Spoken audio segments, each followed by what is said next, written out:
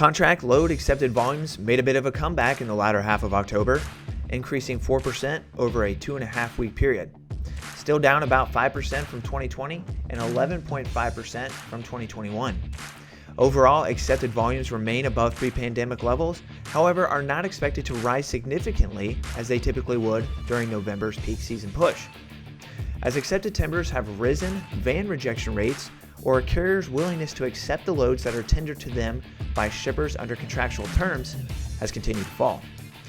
Outside of the pandemic era, overall rejections fell below 5% in October for the first time since April of 2019. Flatbed and reefer rejections did receive a slight boost in the latter half of the month, but not enough to offset the continued deterioration on the van side. This time last year, rejection rates were hovering around 20%. 2020, almost 25%. In 2019, 5.35%, which is almost an entire point above where they sit currently. GDP results for Q3 were released last week, increasing at an annual rate of 2.6%.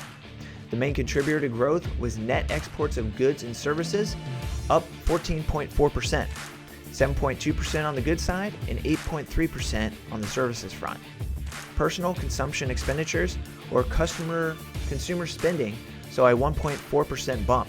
That's down 0.6% from Q2, with services pulling up the overall number as both durable and non-durable goods together saw a 1.2% decline.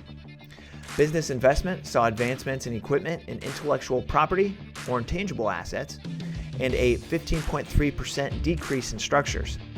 Federal as well as state and local consumption expenditures and investments saw growth of 3.7% and 1.7% respectively.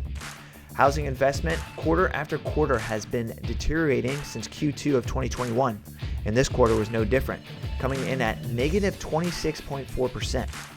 The housing or residential investment aspect of the most recent release of the GDP report represents the most significant swing in either direction by 9.2 points. This has been your Bridge Logistics Market Update for the week of October 31st, 2022.